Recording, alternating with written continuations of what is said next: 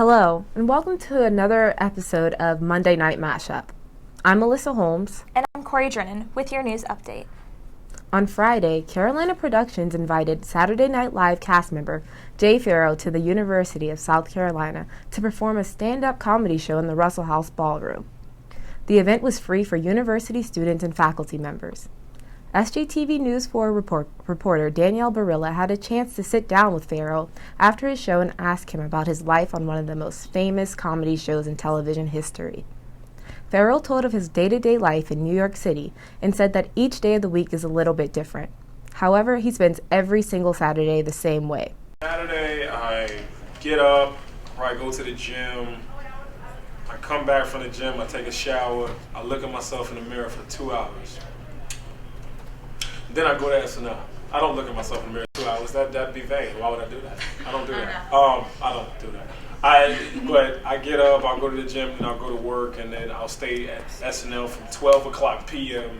until 1 a.m. in the morning, whenever it's over. On Saturday, Columbia's local homeless shelter, Transitions, hosted what they are calling a Career Makeover Day. This event was recently developed as a career workshop for the residents of the shelter Career Makeover Day. Was put in place by an organization known as VOW, or Volunteers with an Oath to Work. The founder of VOW, Secca Cheeks, feels it necessary to be part of the larger good. She explains she hasn't been homeless, but she has been in some destitute situations. Cheeks told WTLX that she thinks that about her own personal struggles in the past, it makes her feel better and care for those even more so. Also on Saturday, 2 Columbia businesses were robbed, with the sales clerks being held up by box cutters. In one robbery, the man threatened an employee before making off with cash from the register at the Dollar Tree on Rosewood. In the second robbery, at the Circle K gas station on Garner's Ferry Road, a man brandished multiple box cutters before running out of the door with a cash register. No one was hurt in either robbery, and the amount of cash stolen is undisclosed at this moment. Although there are similarities between the two incidents, police cannot say for sure that they are related. This past week was student government elections. Drennon was on the scene for results from the elections on Wednesday. This is Drennon here reporting to you from the Russell House Theater, where this evening the election results are going to be announced, where there are 13 districts, as well as the president, vice president, and treasurer. This year, we increased voter turnout yet again to 4,610 voters, which is an increase of 1.5% from last year and a total of 50.2% from 2 years ago. So this is absolutely incredible. And the winner of the treasurer race is Ryan Harmon with 57.6%. The process has been amazing because I have everyone I've ever met helping me out. That's the best part. It's a total culmination of all the work I've done, seeing these people. So This race was extremely close. We had 6 votes that separated. The winner and the person that finished in second, the winner that won with a margin of 50.02% of the vote is Donald Iorio.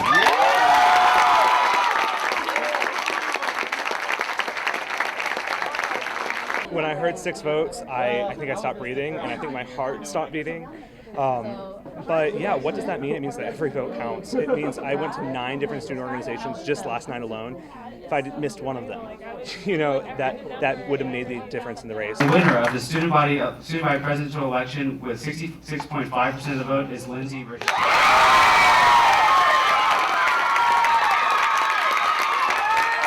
We are for the students. We're here to serve the students above all, and just my experience getting around to get to know so many different people from organizations across campus, different ages, different creeds, different beliefs. It's been an amazing experience, and I hope to do the best I can to represent every single one.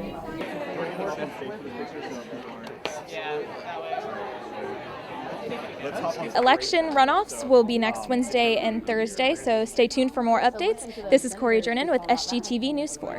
This week is Carolina Beautiful Week. Every year, the University of South Carolina holds the events which coincide with the National Eating Disorders Awareness Week.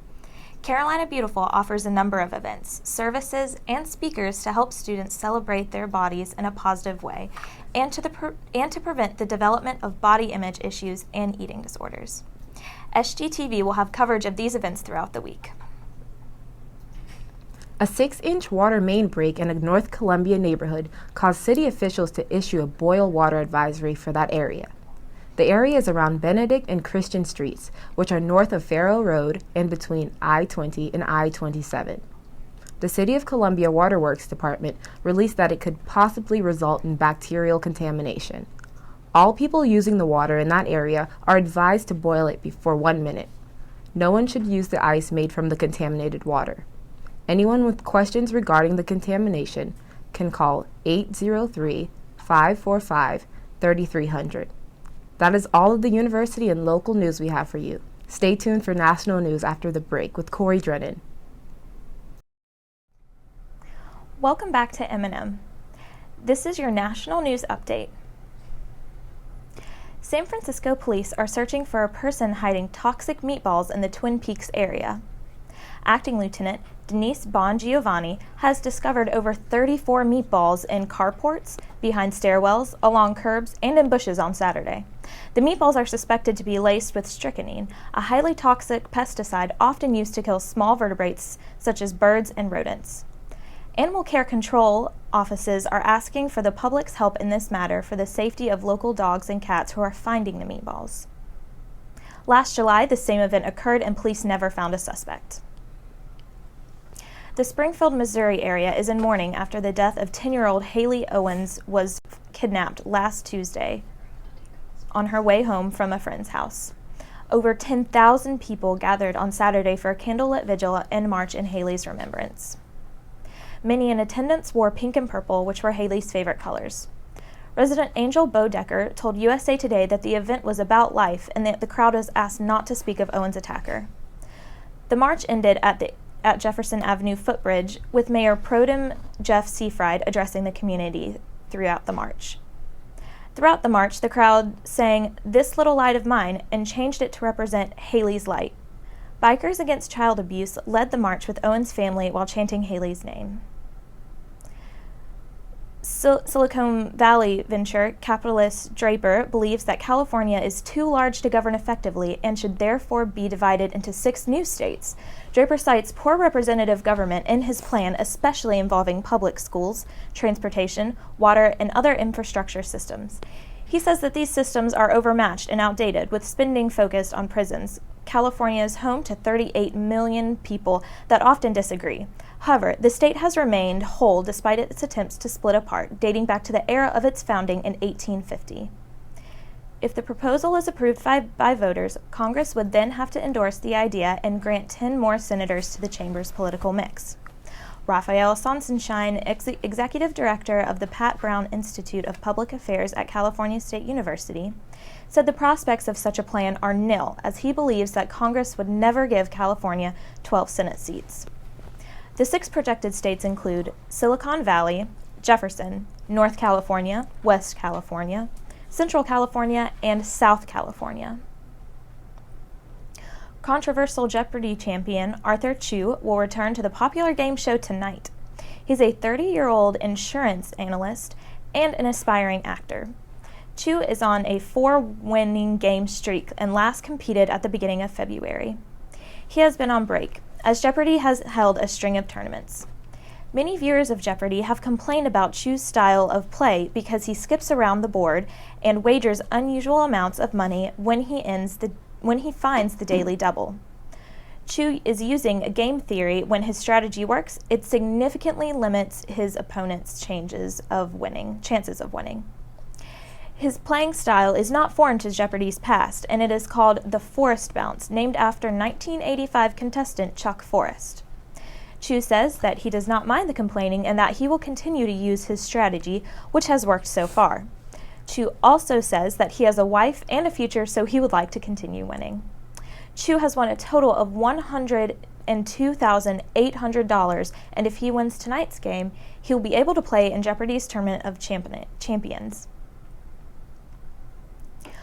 Doctors believe they've identified as many as 25 California children suffering from a mysterious polio-like virus capable of paralyzing limbs.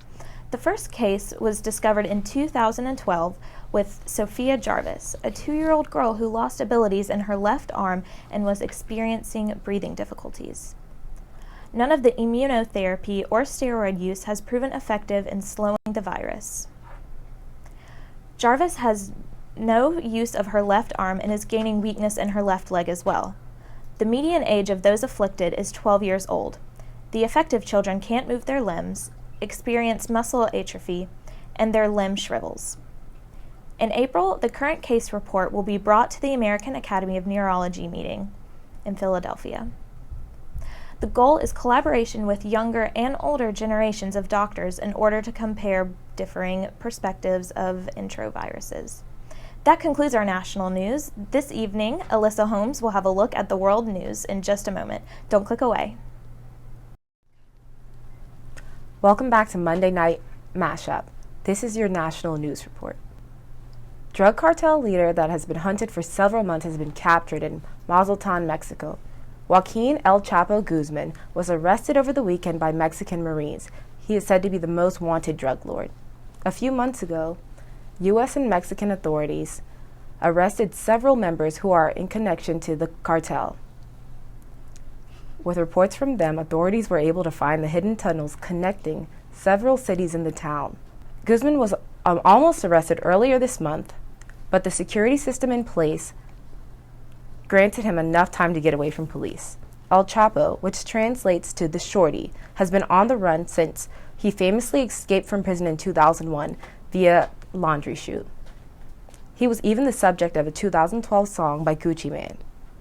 Guzman started his cartel in 1980, and it grew to be Mexico's most powerful cartel. He learned the trade from another drug lord at the time, and Guzman eventually inherited many locations of his mentors, a part of his empire. El Chapo had been hunted by the Mexican authorities and the U.S. Drug Enforcement Administration. A year after being elected pontiff, Pope Francis has appointed 19 new cardinals. The ceremony took place last Saturday in the Vatican's St. Peter's Basilica. The new cardinals came from as far as South Korea and the Ivory Coast. Benedict, the Pope Emeritus, was in attendance at the ceremony, where Pope Francis presented the 19 cardinals with their traditional rings and birrettas, the red caps that signify their willingness to die for their faith. Among the many duties of the Catholic Church includes electing a new pope after Pope Francis. Alice Hare Sommer, believed to be the oldest known Holocaust survivor, died last Sunday in London at the age of 110. Her Sommer's devotion to the piano and her son sustained her in 2 years in a Nazi prison camp. The Lady Number 6, Music Saved My Life, a film about her Sommer, is one of those nominated for Best Short Film Documentary at the Academy Awards. Her Sommer and her husband and her son were sent from Prague in 1943 to a concentration camp in the Czech city of Terezín. At the camp, Hare Sommer had the opportunity to perform in stage shows. Music is what kept her going. She once said that music was their food. Through making music, they were kept alive. In addition to the documentary of her life, Hare Sommer inspired 2 books, A Garden of Eden and Hell, and A Century of Wisdom, Lessons Learned from Alice Hare Sommer, the world's oldest living Holocaust survivor. That is all we have in world news. Emily Fitzpatrick will be live with the weather report after the break. Stay tuned. Hello, and welcome back to Monday Night Mashup. I'm Emily Fitzpatrick with your weekly weather update. Last week's weather brought sunshine and warm weather to the University of South Carolina, and many students took that opportunity to go sunbathe out on the horseshoe. Unfortunately, this week's weather will be a little bit cooler, so you best go into the depths of your closet and dig out those sweaters that you've been so eager to bury.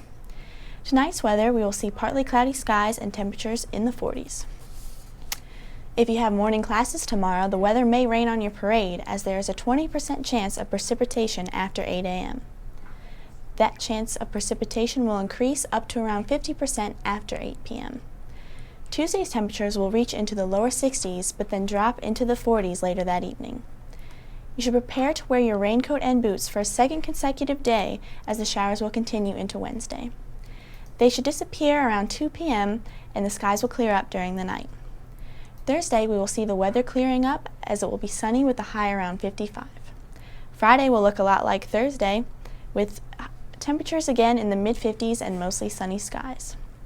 For the weekend, temperatures will remain in the mid-50s.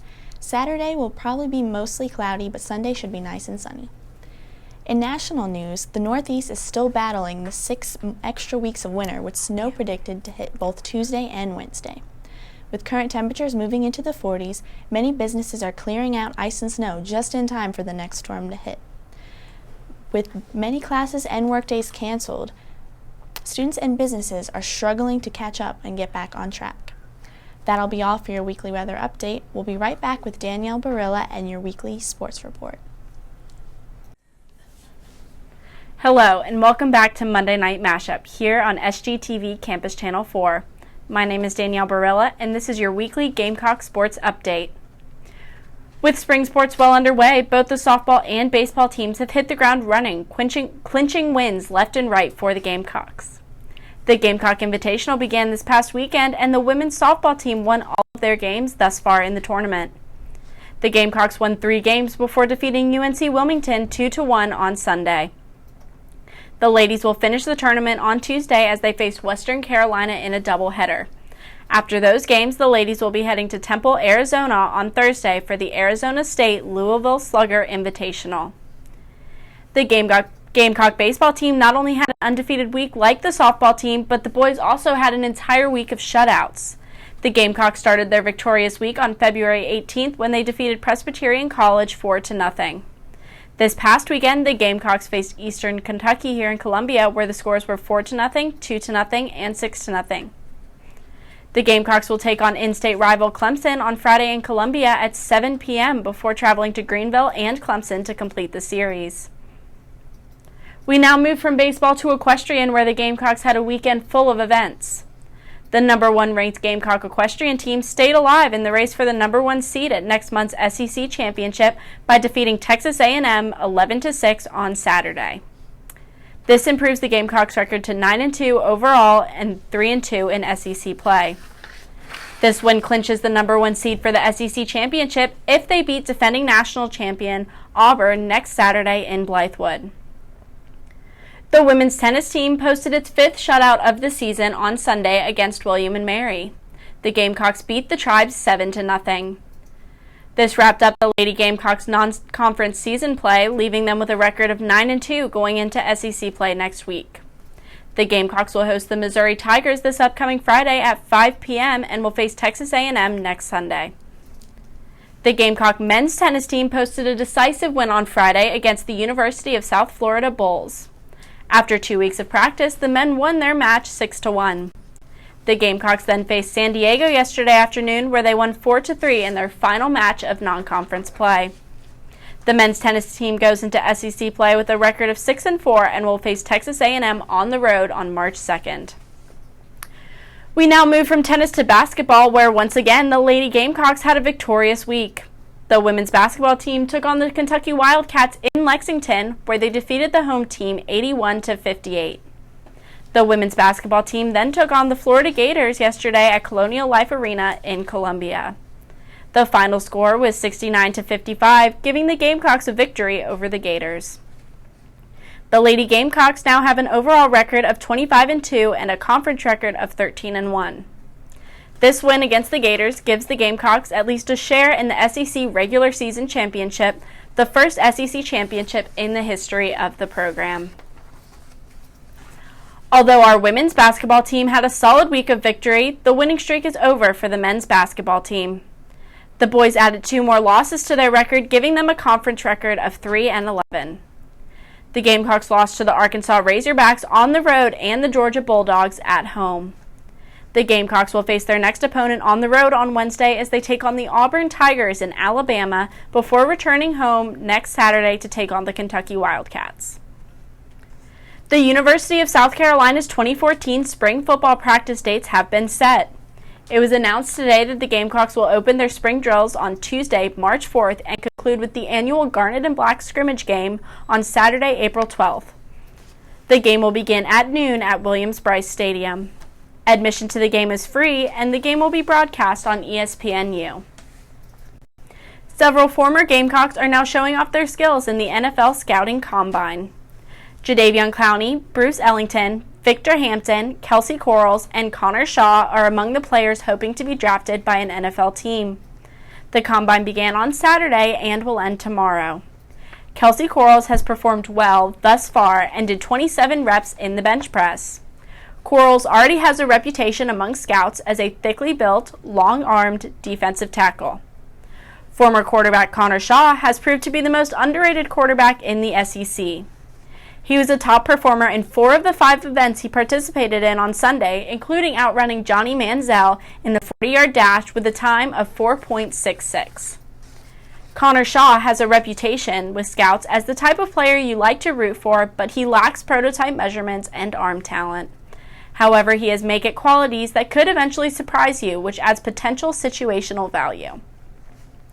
Former Gamecock Jadeveon Clowney told reporters that he wants to be one of the greatest professional football players of all time, which left many of us disappointed by his mere 21 reps at 225-pound bench press on Sunday. However, Clowney was not messing around this morning, posting a 4.53 time in his 40-yard dash. This is extremely impressive for a player as large as Clowney. Bruce Ellington has also performed great in the combine thus far. He was a top performer in 3 events on Sunday, and scouts view him as a player who lacks desirable height but brings explosiveness and an abundance of confidence in his abilities. Come May, we will see where these former Gamecocks will end up, if anywhere, with the 2014 NFL Draft scheduled from May 8th to May 10th. With the closing ceremonies yesterday, the 2014 Olympics have officially come to an end. The home team came out on top, with the Russians winning a total of 33 medals. The U.S. did not match their 37 medals like in the 2010 Olympics. This year they only won 28 medals, including 9 golds. These World Games were full of exciting moments, and we are all looking forward to the next Summer Games in Rio in 2016 and the next Winter Games in Pyeongchang, South Korea in 2018. That's all we have for you tonight in your weekly sports update.